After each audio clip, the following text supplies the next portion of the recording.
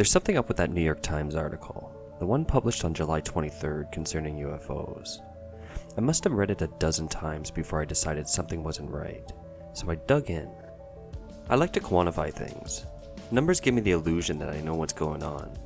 So I copied the article and pasted it into a Word document. I deleted all the extra stuff unassociated with the core content and took a look at the word count.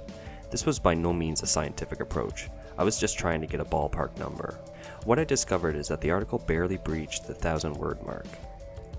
I then took 3 random articles from the Times and applied the same treatment, and I found that the word count on those articles ranged between 1,500 and 1,800 words.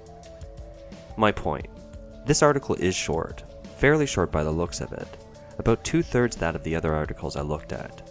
I heard via Twitter that 1,000 words were cut from the article prior to publishing. I'm beginning to give that rumor some credence. I wonder what was cut.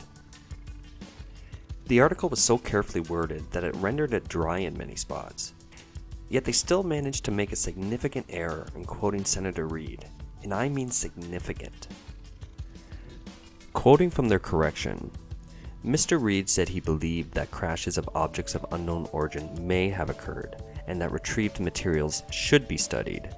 He did not say that crashes had occurred, and that retrieved materials had been studied secretly for decades. There's a ridiculously important distinction here. The words had occurred and may have occurred, it's a pretty important detail that you'd think the New York Times would get right. But nope, as is to be expected in the world of UFOs, things get weird. Now, perhaps Reid got cold feet and retracted. I don't think that's the case though, but it's a definite possibility. Either way, that's a colossal misstep. Now, these words that were retracted via the correction. Retrieved materials had been studied secretly for decades. That's the kind of detail that makes headlines. If that was indeed a fact, then that's disclosure right there. If they've been studying them for decades, then there's a pretty good chance it was not made by humans. If not by humans, then who? But to print something like that in air is disastrous, for the Times and the UFO disclosure movement alike. The New York Times did get confirmation of the existence of a Pentagon program studying UAP encounters with American pilots. The program is called the Unidentified Aerial Phenomenon Task Force. They discerned that from the Senate committee report. This was a fairly obvious conclusion many had reached anyways, but it's nice to see confirmation. Now let's talk about Eric W. Davis. He's an interesting person.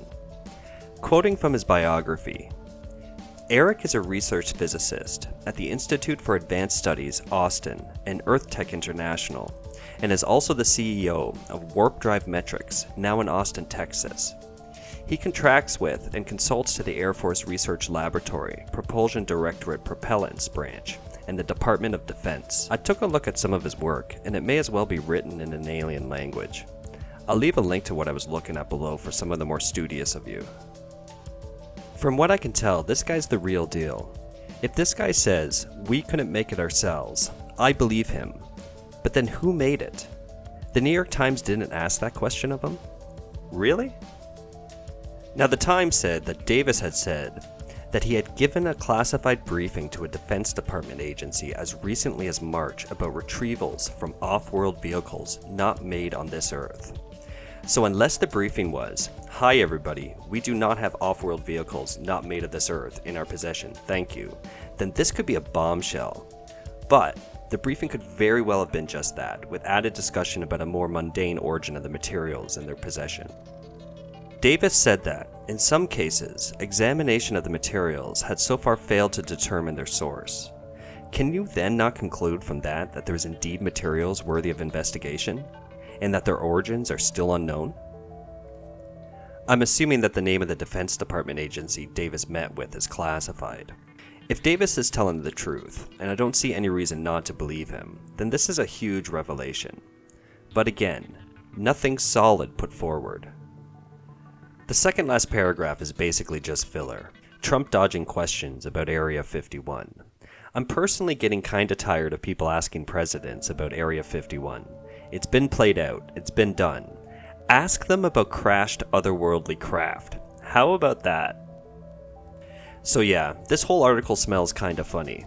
It alludes to so much but fails to ask the important questions, and doesn't come to any hard conclusions on anything, just more wordplay. It's a disservice to their readership. It appears though that despite the New York Times missteps, the message got through. Message boards across the internet are lighting up, and their story has been picked up by a myriad of media outlets. Either way, I'm going to make a prediction. We're going to have disclosure that we have materials fabricated from some other intelligence by the end of this year. Follow that up with disclosure of more UAP evidence via the Senate Intelligence Report by early 2021. That's where my money is right now. Thanks for listening. If you like my work, please hit that like button and consider subscribing. And remember, be careful out there and take care.